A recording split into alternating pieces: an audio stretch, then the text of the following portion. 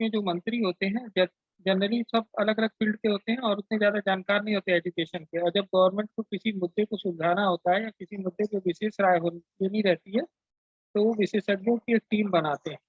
उसको कमीशन कहते हैं। और वो कमीशन क्या करता है, पर्टिकुलर समस्या पे विचार करता है और विचार करके एक रिपोर्ट तैयार करता है, और रिपोर्ट किसको दी जाती है, मंत्रिपरिषद को। मंत्रिपरिषद क्या करती है, उस पर आपस में विचार करती है और फिर उसमें से क्या क्या चीजें सरकार को इम्प्लीमेंट करनी है तो सरकार उस पर इम्प्लीमेंट करती है। तो कमीशन का मेनली काम क्या होता है, इसमें जितने भी एक्सपर्ट लोग होते हैं उस क्षेत्र के, वो लोग इसमें जोड़े जाते हैं। जैसे मान लीजिए एजुकेशन से रिलेटेड है, तो एजुकेशन से रिलेटेड जितने भी लोग होंगे उन सबको इसमें जोड़ दिया जाएगा। उसमें से जो हेड होगा वो कमीशन का हेड बना के, और उसके अंडर में बाकी लोग काम करेंगे, पूरे देश से डाटा इकट्ठा करेंगे, उस पर रिपोर्ट तैयार करेंगे। रिपोर्ट तैयार करने के बाद गवर्नमेंट को दे देते हैं कि ये सुधार शिक्षा में चाहिए। तो जैसे विश्वविद्यालय शिक्षा आयोग बना था, किसकी अध्यक्षता में, राधा कृष्णन की।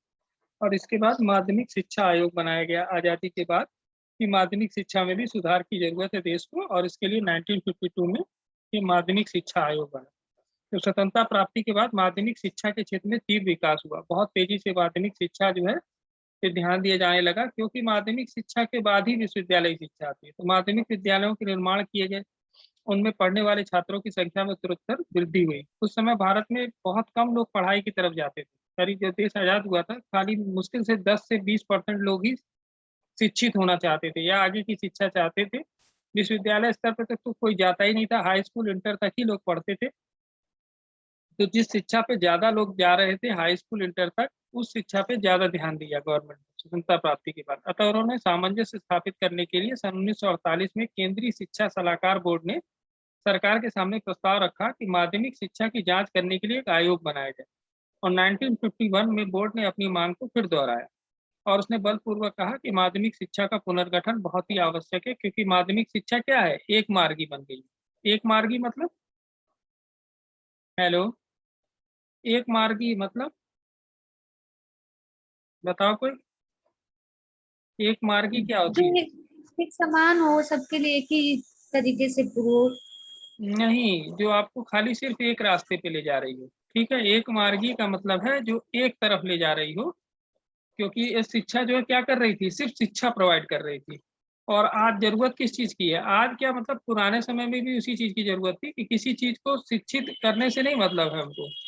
शिक्षा में क्या चीज जरूरी है, क्या चीजें जरूरी है बताइए, उसे समाप्त करने।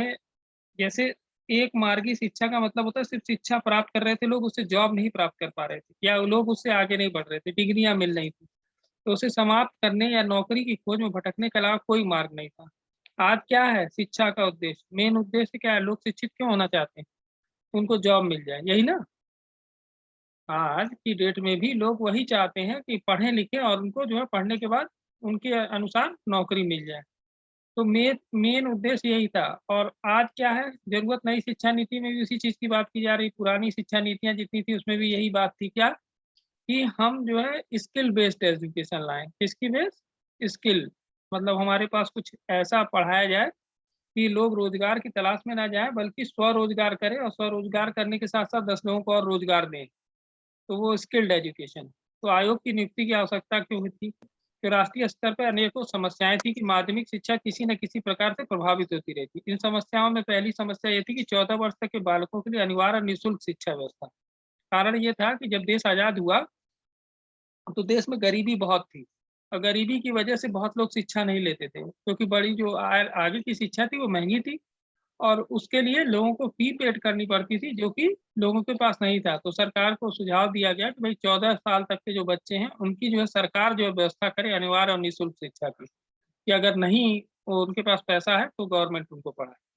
तो जिसको संविधान ने अपनी स्वीकृति प्रदान की। प्रजातंत्र की सफलता के लिए, सामाजिक मूल्यों के निर्माण के लिए, क्षेत्रवाद, भाषावाद, सांप्रदायिकतावाद, भ्रष्टाचार एवं देश के विकास के लिए प्रत्येक व्यक्ति को साक्षर होना अति आवश्यक है। कोई बताएगा भ्रष्टाचार से और साक्षरता से क्या ताल्लुक है। हेलो, बताओ भ्रष्टाचार और साक्षरता से क्या ताल्लुक है आपस में।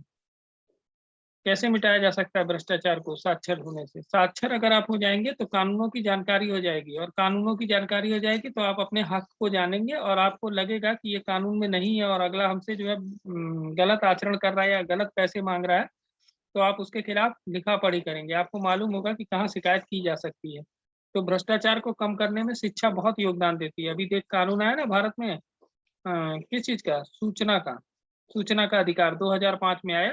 तो उसने भ्रष्टाचार को मिटाने में बहुत बड़ा हाथ उस कानून का था। कारण ये था कि आप कोई भी जानकारी अगर चाहते हैं तो गवर्नमेंट ऑफिसर से सिर्फ 10 रुपए में मांग सकते हैं, और जब आप 10 रुपए में कोई जानकारी मांग लेते हैं तो आप उसको कोर्ट में पेश करके उस व्यक्ति के खिलाफ जा सकते हैं अगर आपको भ्रष्टाचार उसमें लग रहा है। तो ये सब मिटाने में बहुत ज्यादा शिक्षा का योगदान था। सांप्रदायिकता मिटाने में, जैसे देखा होगा आपने, जो शिक्षित लोग होते हैं वो हिंदू, मुसलमान, ईसाई या किसी भी धर्म पे आपस में टीका टिप्पणी नहीं करते। तो सांप्रदायिकता मिटाने में भी शिक्षा योग करती है। और इसी तरीके से क्षेत्रवाद, आपने देखा होगा कि हायर एजुकेशन की जितनी भी यूनिवर्सिटीज हैं उनमें हर प्रांत के बच्चे पढ़ते हैं। उनको कोई मतलब नहीं होता किस क्षेत्र से आया, बिहार से आया, यूपी से आया। जैसे जेएनयू को देख लीजिए, जेएनयू एक ऐसी यूनिवर्सिटी है जिसमें कि पूरे देश से बच्चे आते हैं, जो टैलेंटेड बच्चे होते हैं सब के सब आके वहाँ पढ़ते हैं। तो वहाँ क्षेत्रवाद की समस्या नहीं है। तो शिक्षा क्या करती है? क्षेत्रवाद की समस्या भी दूर करती है। फिर भाषावाद, जब आप हायर एजुकेशन में जाते हैं तो यूनिक भाषा बन जाती है अंग्रेजी। तो अंग्रेजी क्या करती है? कनेक्टिंग लैंग्वेज है, तो सबको जोड़ देती है। वहाँ भाषा का भी कोई विवाद नहीं होता। एक दूसरे को अगर बात करनी है तो इंग्लिश एक ऐसी लैंग्वेज है जो आप बात करते हैं। इस कारण से राष्ट्र के लिए एक ऐसे आयोग की आवश्यकता महसूस हुई कि देश में माध्यमिक स्तर पर संचालित होने वाले विद्यालयों पर ध्यान दिया जा सके, उनके सुधार के लिए क्या हो प्रस्ताव दिए जा सके। तो केंद्रीय शिक्षा सलाहकार बोर्ड के सुझाव को स्वीकार करके भारत सरकार ने 23 सितंबर 1952 को किसकी नियुक्ति की? माध्यमिक शिक्षा आयोग की। आयोग जो होता है वो कानून खुद नहीं बनाता है, और ना ही उसके द्वारा लिखी गई सभी बातें सरकार मान लेती है। सिर्फ सरकार उनसे सुझाव मांगती है और एक समय दे देती है 2 साल 3 साल का, कि आप अध्ययन करिए समस्या का, और समस्या के जो संभावित उत्तर मतलब सॉल्व की जा सकती समस्या को दूर किया जा सकता है वो सुझाव हमको दीजिए। और सरकार उन सुझावों पर फिर अपने हिसाब से विचार करती है और जो सही लगता है उसमें से मान लेती है। तो आयोग का सिर्फ काम यही होता है। आयोग जितने भी बने आज तक देश में, कभी भी पूर्ण रूप से सफल नहीं हुए, या किसी भी आयोग की पूरी शर्तें जो है देश में कभी भी कानून के रूप में नहीं आई। तो कानून जब बनाए जाते हैं तो क्या किया जाता है? इस चीज पे ध्यान रखा जाता है कि किसी भी तरीके से क्या करो, ज्यादा से ज्यादा बातें मान ली जाती है, लेकिन सरकार उसमें देखती है कि हमारे पास संसाधन कितने हैं। आयोग तो बहुत सारी चीजें कह देता है कि ये कर दीजिए, वो कर दीजिए, लेकिन लोग करते नहीं है, कर नहीं पाते। कारण क्या है ना करने का? कि सरकार के पास संसाधन नहीं है। ठीक है। तो आयोग के सदस्य कौन थे? अध्यक्ष थे डॉक्टर E. A. लक्ष्मण स्वामी मुदालियर, ये साउथ इंडियन थे। D. A. लक्ष्मण स्वामी मुदालियर। और सचिव थे श्री A. N. बसु। और अन्य सदस्य में John Christie, D Kenneth Frost Williams, Shrimati Hansa Mehta, J. A. Taraporewala और DKL, Shri Mali A. T. व्यास। ठीक है। के जी सई, इसका माइनर। ठीक है। तो ये सभी सदस्य थे। आयोग की नियुक्ति के उद्देश्य क्या थे? स्वतंत्रता प्राप्ति के पश्चात माध्यमिक शिक्षा के क्षेत्र में अति तीव्र विकास हुआ। सन 1950 में भारतीय संविधान को अपनाया गया। देश का संविधान कब अपनाया गया था? 26 जनवरी 1950 को। तो जब देश का संविधान बन गया तो स्वाधीनता को बनाए रखने के लिए, गणतंत्र की रक्षा के लिए मुख्य प्रश्न आयोग के सामने थे।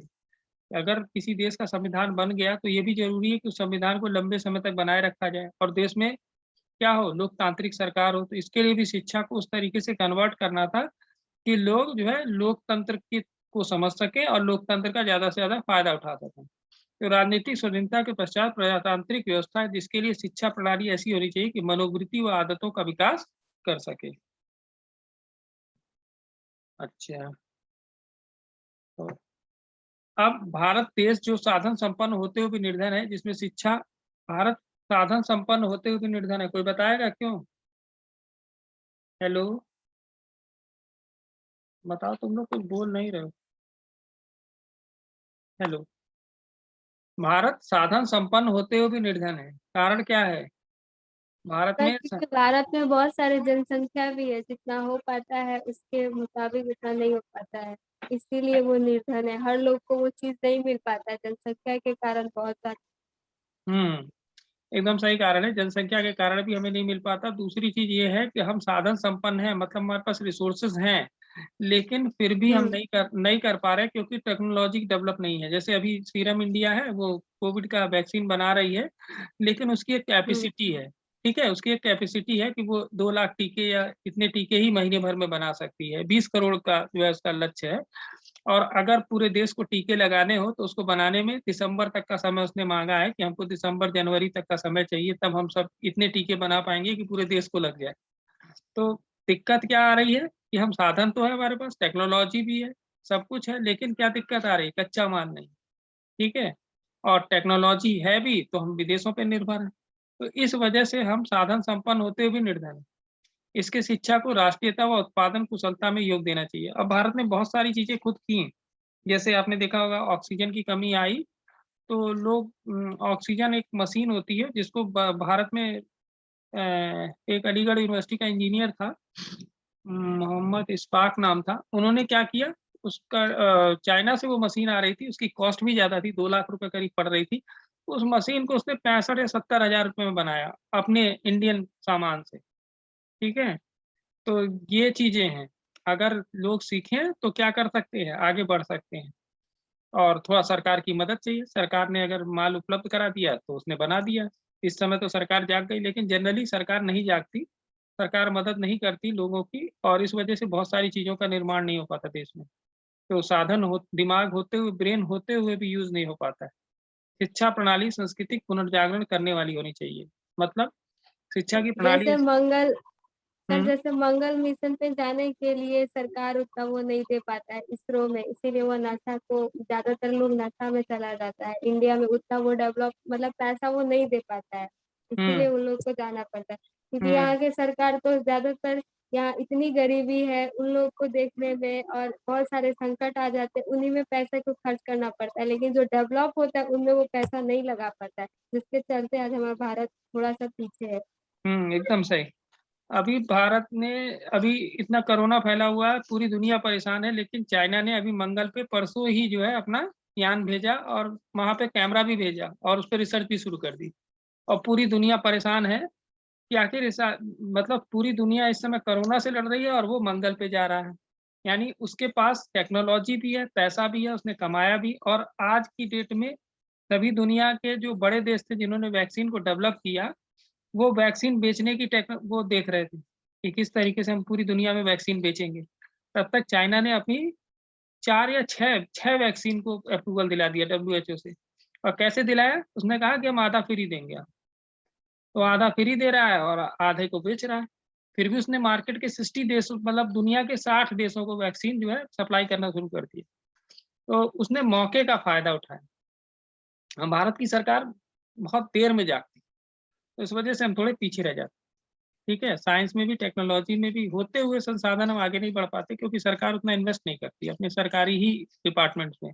और दूसरी बात है, शिक्षा को सबसे पहले तो फ्री कर देना चाहिए, बहुत सारे क्षेत्रों को फ्री कर देना चाहिए, रिसर्च वगैरह को, जो भारत में नहीं है। जो मेन मेन चीजें हैं उस पर सब पे सरकार का कंट्रोल है, तो इस वजह से भी वो आगे नहीं बढ़ पाती, क्योंकि सरकार पैसा दे नहीं पाती और प्राइवेट सेक्टर को अप्रूवल नहीं दिया। तो अब धीरे धीरे इस पे काम चल रहा है। तो देखिए क्या होता है, स्वतंत्रता पश्चात राजनीतिक, सामाजिक, आर्थिक परिस्थितियां बदल गई और नवीन समस्याओं का अभ्युदय हुआ। मतलब जब देश आजाद हुआ तो नई नई समस्याएं पैदा हुई। जैसे मान लीजिए लोकतंत्र आया, तो लोकतंत्र में भी बहुत सारी गंदगियां हैं।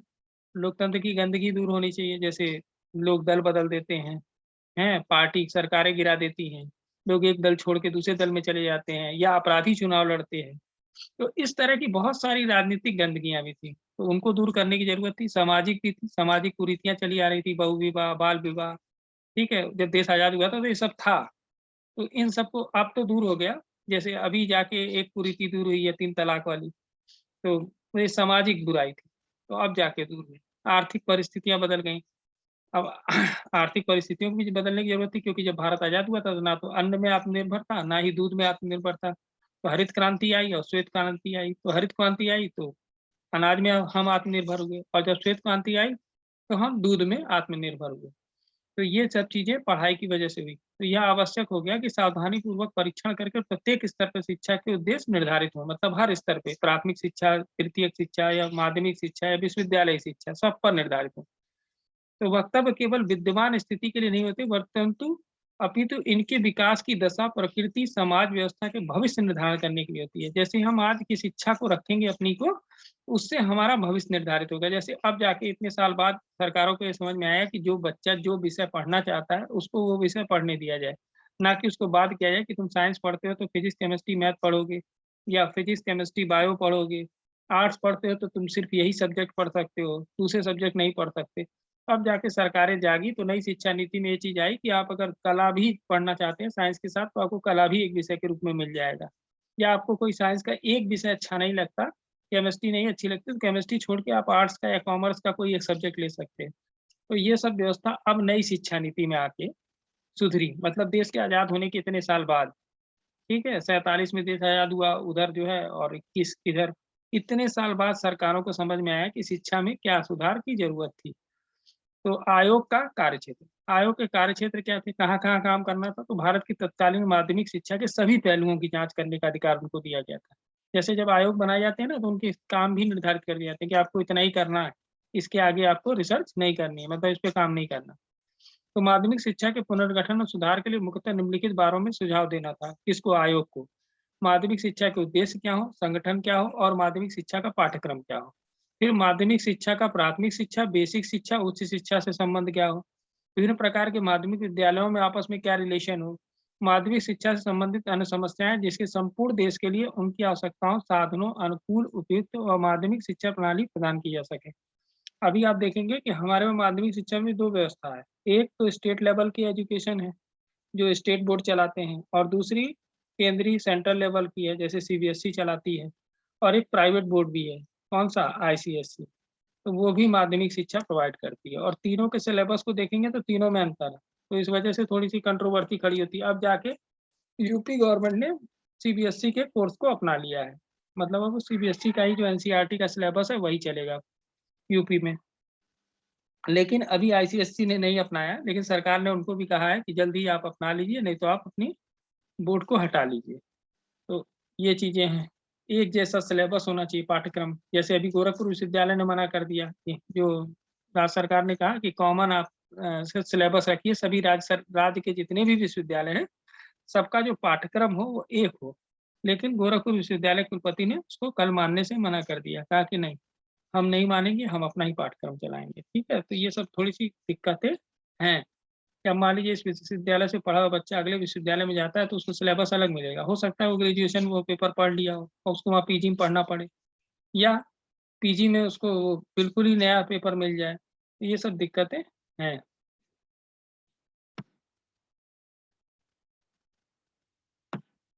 अब क्या उद्देश्य थे, प्रजातांत्रिक नागरिकता का विकास करना, व्यावसायिक कुशलता का विकास करना माध्यमिक शिक्षा में, और व्यक्तित्व का विकास, नेतृत्व के लिए शिक्षा, और व्यावसायिक कुशलता, उन्नति और सच्चे देश प्रेम की भावना का विकास हो। विद्यमान शिक्षा प्रणाली जो थी उस समय, जो अंग्रेजों की बनाई हुई थी, उसमें क्या दोष थे। आयोग ने माध्यमिक शिक्षा प्रणाली में निम्नलिखित दोष बताए। क्या दोष बताए कि वर्तमान शिक्षा प्रणाली एकांगी है, एक मार्गी आपने पढ़ा था, एकांगी है, और माध्यमिक शिक्षा पूरी पुस्तकीय, नीरस, रूढ़िबद्ध व एक रस है। ठीक है, मतलब उन्होंने ये माना कि माध्यमिक शिक्षा जो अंग्रेजों ने बनाई थी वो एकदम किताबों पे आधारित है, एकदम नीरस है, उसको पढ़ने में मजा नहीं आता, रूढ़िबद्ध है, मतलब पीढ़ी दर पीढ़ी चली आ रही है, और एक रस है, इसमें और कोई रस नहीं है।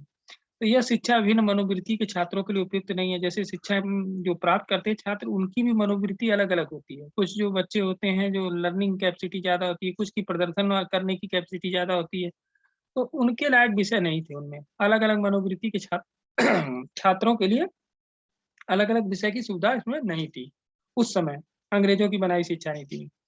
तो इस पे सुधार की जरूरत थी। यह शिक्षा जीवन से कोई संबंध नहीं था, मतलब हमारे जो जीवन हम जीते हैं उसके बारे में कुछ भी नहीं सिखाती थी अंग्रेजों की शिक्षा। तो इसलिए छात्रों को दिन प्रतिदिन विश्व का, जिसमें वो रह रहे हैं, कोई ज्ञान नहीं होता। तो बाद में सामान्य ज्ञान की पुस्तकें पढ़ाई गई।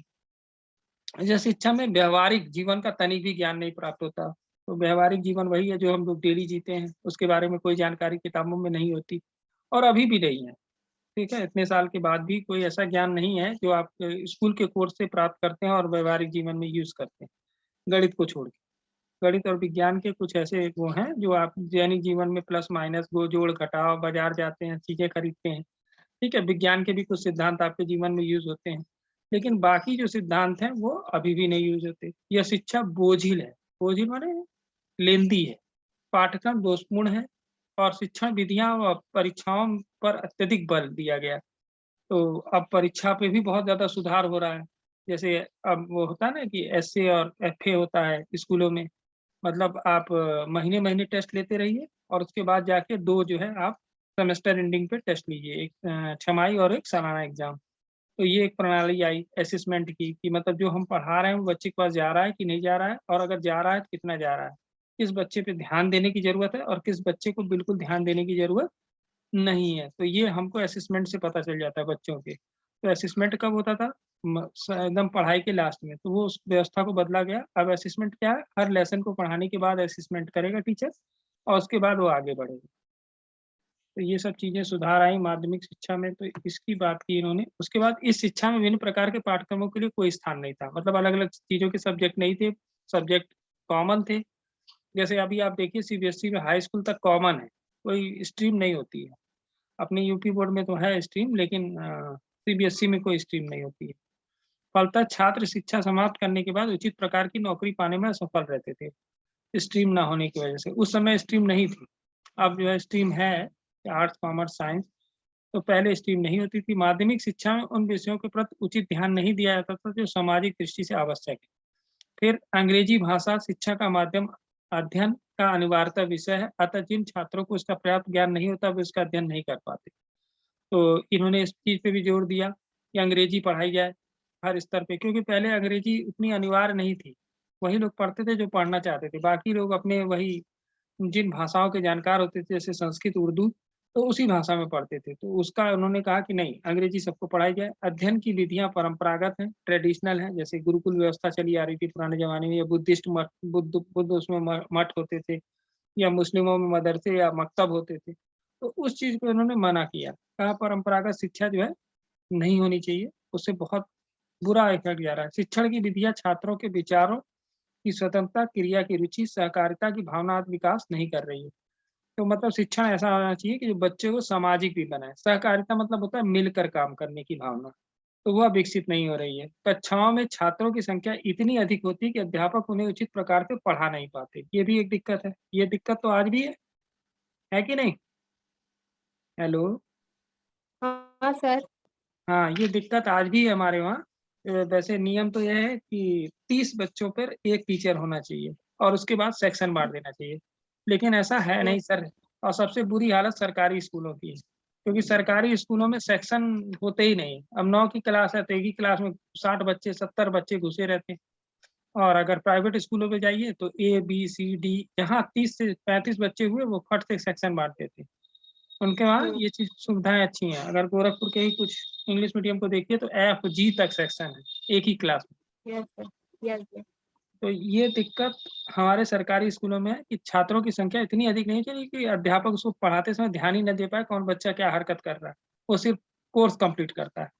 तो ये दिक्कत की वजह से शिक्षा जा नहीं रही थी। शिक्षा के द्वारा छात्रों पे चरित्र निर्माण पर तनिक भी ध्यान नहीं दिया जाता, क्योंकि शिक्षक क्या सोचता था, भैया पढ़ा दिए क्लास और स्कूल से निकले, अब हमारी रिस्पॉन्सिबिलिटी खत्म हो गई। तो ये चीज़ें खत्म नहीं हो है। गया। परीक्षा प्रणाली दोषपूर्ण है और महत्वहीन बातों पर बल देती है। जैसे आज भी हम लोग नहीं डिसाइड कर पाए कि हम एक्चुअली में कौन-सी परीक्षा प्रणाली अच्छी है, आज भी नहीं हो पाया।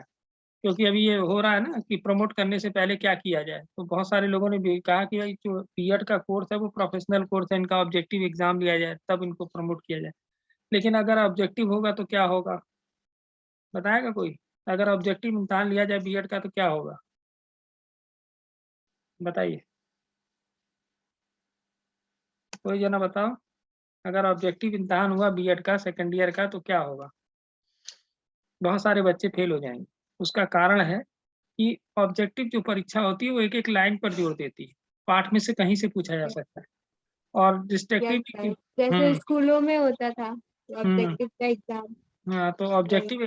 ऑब्जेक्टिव एग्जाम हुआ तो जो परसेंटेज बीएड में 70% जाती है, वो परसेंटेज उठ के 40-45 पे आ जाएगी, और बहुत सारे बच्चे फेल भी हो जाएंगे, और उससे जो है प्राइवेट स्कूलों पे तो बहुत बुरा असर पड़ेगा। जो प्राइवेट कॉलेज हैं बीएड के, उन पर बहुत ही बुरा असर पड़ेगा, उनके एडमिशन भी नहीं होंगे, और दूसरा उनकी बदनामी बहुत होगी कि वहाँ पढ़ाई नहीं होती, और बच्चे भी इतना सीरियस नहीं लेते हैं, एक एक लाइन पढ़ने की कोशिश ही नहीं करते, ठीक है, तो उसका बहुत बुरा असर जाएगा। अधिकांश विद्यालयों में खेलकूद, मनोरंजन, शारीरिक प्रशिक्षण आदि की कोई व्यवस्था नहीं थी। तो इस पे भी जोर दिया गया कि बहुत सारे स्कूल हमने देखे शहर में ऐसे हैं जिनके पास मैदान ही नहीं है, बस पढ़ा रहे हैं, वो पढ़ाते हैं, छुट्टी कर देते हैं, या बच्चों को दूर ले जाके कहीं कभी कोई खेल वेल आयोजित कर दिया साल में एक बार, तो कर दिया, खेलने की कोई व्यवस्था नहीं। तो इस पे भी जोर दिया गया कि ऐसे किसी स्कूल को मान्यता नहीं दी जाएगी जिनके पास खेल का मैदान ना हो। नहीं। तो अब आयोग की संस्तुतियां और सुझाव क्या क्या थे? तो माध्यमिक शिक्षा के विभिन्न अंगों और उससे संबंध रखने वाली समस्याओं के बारे में आयोग ने जो विचार प्रस्तुत किए, वो सुझाव क्या क्या थे? माध्यमिक शिक्षा नवीन संगठनात्मक रूप में आयोग के माध्यमिक शिक्षा का पुनर्गठन आवश्यक बताया, और इसके लिए आयोग ने निम्नलिखित सुझाव दिए। क्या कहा? नवीन संगठन का स्वरूप हो, नवीन संगठनात्मक संरचना के अंतर्गत माध्यमिक शिक्षा 4 अथवा 5 वर्ष की अवधि की प्राथमिक व जूनियर बेसिक शिक्षा के बाद प्रारंभ होनी चाहिए। इन्होंने क्या सुझाव दिया कि माध्यमिक शिक्षा जो है उसको दी जाए जो 4 वर्ष की शिक्षा जो है मिडिल जूनियर स्तर पे प्राप्त करके आया हो, यानी 6, 7, 8, 9, है ना? अगर ये 4 साल की वो प्राप्त किया है तो उसको 10th में एडमिशन दीजिए। 10th, 11th, 12th तीन, इसमें से 3 वर्ष को मिडिल अथवा सीनियर बेसिक, और निम्न माध्यमिक स्तर को 4 वर्ष का उच्चतर माध्यमिक स्तर होना चाहिए। ये पुराना स्ट्रक्चर था, ठीक है, जो अभी नई शिक्षा नीति में फिर चेंज हुआ है ना? 3-2 ऐसे करके आया है, और पहले जो था वो 4-5 का था। तो वर्तमान इंटरमीडिएट स्तर को उच्चतर माध्यमिक स्तर द्वारा बदल दिया जाना चाहिए। वर्तमान इंटरमीडिएट का पहला वर्ष इसमें शामिल किया जाए। वर्तमान इंटरमीडिएट स्तर को उच्चतर माध्यमिक स्तर बदल दिया, मतलब जो इंटरमीडिएट नाम है उसको कहा जाए उच्चतर माध्यमिक, ये बदल देना चाहिए, और वर्तमान इंटरमीडिएट का पहला वर्ष इसमें शामिल कर देना चाहिए। यानी आज भी है वो इंटर 2 साल का है, ये फर्स्ट ईयर और सेकंड ईयर। तो विद्यालयों में प्रथम स्नातक पाठ्यक्रम 3 वर्ष की अवधि का होना चाहिए। आपको मालूम है जब देश आजाद हुआ था, आजाद क्या 80 93 93 94 और तक जो है ग्रेजुएशन जो था वो 2 साल का पूरे हिंदुस्तान में। पहले जो है 92 93 तक पूरे देश में ग्रेजुएशन सिर्फ 2 साल का होता था। आज ग्रेजुएशन 3 साल का है, और अब बात किस पे चल रही है नई शिक्षा नीति में? 4 साल पे। जो 4 साल वाला ग्रेजुएशन होगा वो जो करेगा उसको आधा आधा क्या पूरा परास्नातक मान लिया जाएगा, और वो सीधे पीएचडी के लिए फॉर्म डाल पाएगा। मतलब आप ग्रेजुएशन करिए और आप पीएचडी के लिए अप्लाई कर पाएंगे, ठीक है। तो जो 4 साल वाला करेगा स्नातक वो, और जो 3 साल वाला करेगा वो नहीं डाल पाएगा, उसको पीजी करनी पड़ेगी। तो ये चीजें कुछ जो पीएचडी करने के उद्देश्य से ही हायर एजुकेशन में गया है, तो उसके लिए नियम बनाया गया है कि 4 साल का वो ग्रेजुएशन करे और सीधे पीएचडी में एडमिशन लेगा। लेकिन जो 3 साल का करेगा उसके लिए अलग रूल है कि वो पीजी करेगा, 2 साल की फिर लेगा। और पहले जो है क्या था कि 2 साल का स्नातक था, 2 साल हाँ, 93 94 में हमारी सिस्टर की थी, तो वो 2 ही साल का ग्रेजुएशन था। हाई स्कूल पास कर लेने वालों के लिए 1 वर्ष का पूर्व विश्वविद्यालय पाठ्यक्रम प्रावधान होना चाहिए। मतलब हाई स्कूल जैसे ही पास करे बच्चा, उसको 1 वर्ष सिर्फ विश्वविद्यालय पाठ्यक्रम, पूर्व विश्वविद्यालय पाठ्यक्रम पढ़ाया जाए, जिससे कि वो यूनिवर्सिटी वगैरह में एडमिशन के टेस्ट की तैयारी कर सके। तो 90 मतलब 94 95 तक और भी आगे तक, मतलब गोरखपुर विश्वविद्यालय नंबर पे एडमिशन लेता था। मतलब जो आपके इंटर के मार्क्स होते थे उस बेसिस पे आपका नंबर पे एडमिशन होता था, एंट्रेंस नहीं होता था। तो ये व्यवस्था थी, तो नंबर लोगों के नकल करके भी आ जाते थे, तो अच्छे जो छात्र थे उनको एडमिशन नहीं मिल पाता था। जो छात्र ऐसे पाठ्यक्रम सफलतापूर्वक संपन्न कर लें, उन्हें पॉलिटेक्निक प्रौद्योगिकी संस्थाओं में विशेष उच्चतर पाठ्यक्रम लेने के लिए अवसर दिया जाना चाहिए। मतलब ये भी बात हुई कि भाई टेक्निकल एजुकेशन भी प्रोवाइड की जाए, जो लोग विश्वविद्यालय नहीं जाना चाहते, टेक्निकल फील्ड में जाना चाहते हैं, तो उनको पॉलिटेक्निक वगैरह की सुविधा दी जाए। तो वो आज भी है कि आप हाई स्कूल पढ़ के आप चाहें तो पॉलिटेक्निक कर सकते हैं। और पॉलिटेक्निक जो है समकक्ष माना जाता है इंटर के। पहले ये था कि दोनों करना पड़ता था लोगों को, अगर इंटरमीडिएट दिखाना तो अलग करना पड़ता था और पॉलिटेक्निक अलग। लेकिन अब ये है कि आपने अगर पॉलिटेक्निक किया है तो आपकी इंटर मान लिया जाएगा। ग्रामीण विद्यालयों में कृषि शिक्षा का विशेष रूप से प्रबंध किया जाए। मतलब जो गांव के विश्वविद्यालय हैं उनमें कृषि एजुकेशन, एग्रीकल्चर एजुकेशन ज़रूर पढ़ाई जाए, क्योंकि जिससे कि बच्चे तकनीकी कृषि सीख सकें। फिर आई टेक्निकल एजुकेशन की बारी। अधिक संख्या में तकनीकी स्कूल खोले जाए जगह-जगह। बड़े शहरों में केंद्रीय तकनीकी संस्थान की स्थापना की जाए, जैसे गोरखपुर में देखा होगा आपने। गोरखपुर में बहुत पुराना पॉलिटेक्निक है, ये अंग्रेजों के ज़माने का। तो और आईटीआई भी बहुत पुराना है गोरखपुर का। जीएसटी करके एक विद्यालय था, जो कि कक्षा 8 के बाद ही टेक्निकल एजुकेशन देता था। गोरखपुर में वो भी था, अंग्रेजों ने बनाया था। वही पॉलिटेक्निक के सटे हुए अंदर, जो कि अब आईटीआई हो गया। तो पहले वो 8th पास बच्चों को सीधे टेक्निकल एजुकेशन देते थे, जो पढ़ने में थोड़े कमज़ोर होते थे और टेक्निकली बहुत आगे होते थे, मतलब तकनीकी शिक्षा में जाना चाहते थे, तो उनको 8th के बाद उसमें एडमिशन दे दिया जाता था। तो ये सब अंग्रेज़ों ने बनाया था। तो खैर बंद हो गया, बदल के आईटीआई बन गया। तो यथासंभव तकनीकी विद्यालयों की स्थापना विभिन्न उद्योगों के संलग्न उद्योगों के पास की जाए। मतलब बच्चों को ऐसी मतलब पॉलिटेक्निक विद्यालय वहाँ बनाए जाएँ, जहाँ अगल-बगल फैक्ट्रियाँ हों, जिससे वो देख भी सकें, सीख भी सकें काम, और कि उनकी जो इंटर्नशिप हो, वो आराम से पूरी हो जाए। जैसे आप देखिएगा कि यूपी के सबसे ज़्यादा जो इंजीनियरिंग कॉलेज हैं, वो नोएडा में है, ठीक है? नोएडा, दिल्ली के आस-पास। तो उसका कारण क्या है? वहाँ पे सबसे ज़्यादा फैक्ट्रियाँ हैं। तो बच्चों को अगर इंटर्नशिप करनी हो, मतलब जो लास्ट का ईयर होता है उसमें जो उनको सीखना रहता है, तो वो आराम से वहाँ सीख लेते हैं, क्योंकि वहाँ तमाम फैक्ट्रियाँ हैं और उनको जॉब मिलने में भी आसानी होती है। तो वही इन्होंने कहा कि तकनीकी विद्यालय वहाँ स्थापित किए जाएँ जहाँ अगल-बगल उद्योग हैं। छात्रों को व्यावहारिक प्रशिक्षण की सुविधा उपलब्ध कराना, उद्योगों के लिए अनिवार्य करने के लिए आवश्यक कानून बनाए जाने चाहिए और उद्योगों पर उद्योग शिक्षा कर लगाया जाना चाहिए। ठीक है? उद्योग शिक्षा कर मतलब टैक्स लगाया जाए, जैसे कि आज भी लगाती है सरकार ने 2% टैक्स लगा रखा है शिक्षा के लिए। आप कोई भी मतलब होटल-वोटल में कुछ भी खाते हैं, तो उसमें 2% हिस्सा जो है कट के जाता है एजुकेशन के लिए, ठीक है? तो उस ज़माने में उद्योग पे शिक्षा का कर लगाने की बात हुई कि उद्योगों पर कर लगाया जाए, जिससे शिक्षा पे खर्च किया जा सके। धन को तकनीकी शिक्षा के विस्तार पर व्यय किया जाए। मतलब जो उद्योगों से टैक्स मिलेगा हमको, वो उससे हम टेक्निकल एजुकेशन प्रोवाइड करेंगे। उससे उद्योगों को फ़ायदा होता है, उनको स्किल्ड लेबर मिलते हैं। तो राष्ट्र की औद्योगिक प्रगति में चहुमुखी विकास के लिए आयोग ने प्राविधिक शिक्षा का प्रबंध करने के लिए कहा कि मतलब एक डिपार्टमेंट बनाया जाए जो प्राविधिक शिक्षा दे, मतलब टेक्निकल एजुकेशन प्रोवाइड करे। ठीक है? आज ये कंप्लीट तो नहीं होगा, इसका एक पार्ट कंप्लीट होगा। देखिए 2 या 3 दिन में कंप्लीट होगा ये पूरा। ठीक है? और संबंधित सुझाव अत्यंत उपयोगी हैं। अन्य प्रकार के विद्यालयों की बात की गई कि पब्लिक स्कूलों को जारी रखना चाहिए, पब्लिक स्कूल होने चाहिए और उनमें दी जाने वाली शिक्षा का स्वरूप राष्ट्रीय शिक्षा के सामान्य स्वरूप के अनुरूप स्तर पर आधारित होना चाहिए। पब्लिक स्कूल क्या होते हैं, कोई बताएगा? हेलो, तो बताओ अच्छा, पब्लिक। हाँ, बताओ पब्लिक स्कूल क्या होते हैं? पब्लिक स्कूल वही स्कूल हैं जो जो गवर्नमेंट चलाती है। पब्लिक जो बच्चे लोग पढ़ते हैं। नहीं, जो गवर्नमेंट से संचालित होते हैं वो पब्लिक स्कूल होते हैं, ठीक है? जितने भी जैसे प्राइमरी विद्यालय, जूनियर हाई स्कूल, है ना? जुबली इंटर कॉलेज हाँ, गोरखपुर में जुबली इंटर कॉलेज जो लड़कों का है, वो पब्लिक स्कूल है, गवर्नमेंट द्वारा संचालित होता है उसका, उसकी फीस बहुत कम है। एडी स्कूल लड़कियों का जो है वो पब्लिक स्कूल है। तो इस तरह के स्कूलों की बात की गई कि इनको बंद ना किया जाए और चलने दिया जाए, मतलब सरकारी स्कूल होने चाहिए। प्राइवेट चल रहा है, चलने दीजिए साथ में, लेकिन सरकारी स्कूलों पर भी सरकार ध्यान दे और उनको भी साथ ही साथ चलाए। ठीक है? फिर बात हुई कि विकलांग बच्चों की आवश्यकताओं को पूर्ण करने के लिए अधिक संख्या में स्कूल स्थापित किए जाने चाहिए, यानी ऐसे बच्चों के लिए भी स्कूल खोले जाने चाहिए जो विकलांग हैं। केंद्र राज्य सरकारें मेरिट के आधार पर चुने हुए छात्रों को उनमें प्रवेश दें। तो उस ज़माने में मेरिट की बात की जाती, क्योंकि उतना ज़्यादा लोग नकल वगैरह नहीं करते थे, 51-51 में देश में। तो जो लोग अच्छे नंबर लाते थे, उनको छात्रवृत्ति दे गवर्नमेंट और उनको सरकारी स्कूलों में पहले प्रवेश दे। फिर बात हुई सहशिक्षा की। सहशिक्षा मतलब लड़के-लड़की एक साथ पढ़ें। तो लड़के और लड़कियों को दी जाने वाली शिक्षा में कोई भेद ना किया जाए, एक जैसी शिक्षा दी जाए। समस्त बालिका विद्यालयों, सहशिक्षा विद्यालयों में प्रत्येक लड़कियों के लिए होम साइंस की व्यवस्था की जाए। मतलब लड़कियों के लिए एक सब्जेक्ट उन्होंने चुना कि होम साइंस ज़रूर पढ़ाया जाए।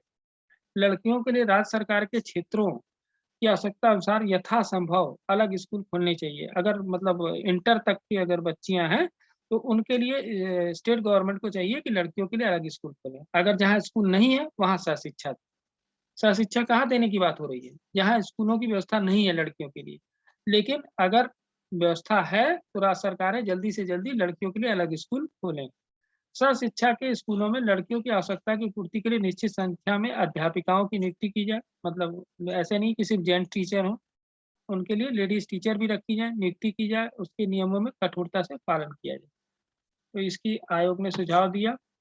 फिर भाषाओं का अध्ययन, तो आयोग ने भारत की मुख्यतः 3 भाषाओं के अध्ययन पर सुझाव दिया। उनमें कहा हिंदी, अंग्रेजी, संस्कृत भाषा संबंधी सुझाव दिए। हिंदी का स्थान, तो संविधान में हिंदी हमारी राष्ट्रभाषा है, राजभाषा है, लेकिन हमारी राजभाषा हिंदी के साथ अंग्रेजी भी है। कुछ समय के बाद हिंदी केंद्र राज्यों के बीच पारस्परिक आदान-प्रदान की भाषा हो जाएगी। ये ऐसा उन लोगों का सोचना था 51 में, लेकिन आज भी नहीं हो पाई हिंदी। हिंदी सिर्फ यूपी, बिहार और कुछ राज्यों में ही पसंद की जाती है। तो बाकी जो है पूरे देश की अगर यूनिवर्सल लैंग्वेज की बात करिए तो अंग्रेजी ही है। हिंदी का बहुत विरोध है साउथ में। वो लोग पढ़ना भी नहीं चाहते और वो चाहते हैं कि सरकार थोपे भी नहीं। हिंदी अधिकांश लोगों के विचारों के आदान-प्रदान की भाषा बन जाएगी, ऐसा उनका सोचना था आयोग का। राजभाषा के रूप में हिंदी राष्ट्रीय एकता को सुदृढ़ता प्रदान करेगी। फिर अंग्रेजी का क्या स्थान है? अंग्रेजी देश के शिक्षित वर्गों में बहुत लोकप्रिय है, ये ऐसा आयोग का सोचना था। अंग्रेजी के अध्ययन ने भारत के राजनीतिक मानव क्षेत्रों में एकता लाने के लिए अत्यंत महत्वपूर्ण कार्य किया है। अंतर्राष्ट्रीय क्षेत्र में भारत ने जो स्थिति प्राप्त की है वो अंग्रेजी के अध्ययन के फलस्वरूप है। तो एक्चुअली में अंग्रेजी ही आज तक जिंदा है और बाकी हिंदी धीरे-धीरे खत्म होती जा रही है। आप देखेंगे कि हिंदी मीडियम स्कूल कम होते जा रहे हैं। पहले प्राइवेट स्कूल होते थे हिंदी मीडियम एकाध, अब तो एक भी प्राइवेट स्कूल ऐसा नहीं जहाँ हिंदी में पढ़ाई होती, सब इंग्लिश मीडियम हो गए, ठीक है? फिर संस्कृत की बात की गई कि संस्कृत अधिकांशतः भारतीय भाषाओं की जननी है। ज़्यादातर भाषाएँ भारत की जो है संस्कृत से ही निकली हैं, चाहे वो कन्नड़ हो, तमिल हो, मलयालम हो, बंगाली हो, सबका जन्मदाता क्या है? संस्कृत है। अतः इसका ज्ञान आवश्यक है। संस्कृत ने सदैव लोगों को सांस्कृतिक, धार्मिक दृष्टिकोण से अपनी ओर आकर्षित किया है। संस्कृत के अध्ययन से ही भारत के महान ग्रंथों से भरे ज्ञान को प्राप्त किया जा सकता है। मतलब जो पुराने ग्रंथ थे हमारे, वो सभी संस्कृत भाषा में लिखे गए, तो उनको समझने के लिए आपको संस्कृत आनी चाहिए, ये उनका कहना था। भाषा संबंधी अन्य सुझाव इन्होंने दिए कि माध्यमिक स्कूलों में भाषाओं के अध्ययन के बारे में उन्होंने सुझाव दिए कि माध्यमिक विद्यालयों में शिक्षा का माध्यम क्या हो? मातृभाषा या प्रादेशिक भाषा हो। जैसे कि आज भी नई शिक्षा नीति में भी कहा गया कि इंजीनियरिंग और मेडिकल की पढ़ाई भी मातृभाषा में कराई जाए, जो कि बहुत असंभव है। कह तो दिया सरकार ने, लेकिन उन किताबों को कन्वर्ट करना बड़ा मुश्किल है और मान लीजिए हम कन्वर्ट करके पढ़ा भी दें बच्चे को, तो वो फिर पंगु हो जाएगा। वो इंटरनेशनल उसको जॉब मिलने लेने में बड़ी परेशानी होगी। वो अमेरिका जाके हिंदी बोल के तो इलाज करेगा नहीं। तो ये बहुत ज़रूरी है कि अंग्रेजी को रखा रहने दे, साथ रखा जाता है, साथ में हिंदी को पढ़ाया जाता है। मतलब उन शब्दों की हिंदी भी बता दी जाती है, वो ठीक रहता है, लेकिन सरकार अगर पूरी तरह से शिक्षा को हिंदी में लाएगी, इंजीनियरिंग की या मेडिकल की, तो पूरा शिक्षा बेकार हो जाएगी। अनेक भाषा संबंधी अल्पसंख्यकों के लिए केंद्रीय शिक्षा सलाहकार बोर्ड बनाया जाए, मतलब जो अल्पसंख्यक हैं, जो कम जिनकी संख्या देश में कम है, जैसे सिख हुए, मुस्लिम्स हुए, तो इनकी संख्या थोड़ी कम है, तो इनके लिए इनकी भाषा को प्रोत्साहन दिया जाए। अनेक भाषाओं के अध्ययन के लिए विशेष प्रकार की सुविधा दी जानी चाहिए। मिडिल स्कूलों में कम से कम प्रत्येक छात्र को 2 भाषाओं का ज्ञान दिया जाना चाहिए। चाहे चाहे वो कोई सी भाषा चुन ले, हिंदी अंग्रेजी चुन ले, हिंदी उर्दू चुन ले, हिंदी संस्कृत चुन ले, तो ये चीज़। अंग्रेजी और हिंदी की शिक्षा प्राथमिक स्तर के बाद दी जानी चाहिए। प्राथमिक स्तर पे मातृभाषा ही यूज़ करनी चाहिए। तो आयोग के भाषा संबंधी सुझावों में उसके परिपक्व अनुभव का परिचय देते हैं और हिंदी के महत्व पर जो विचार दिया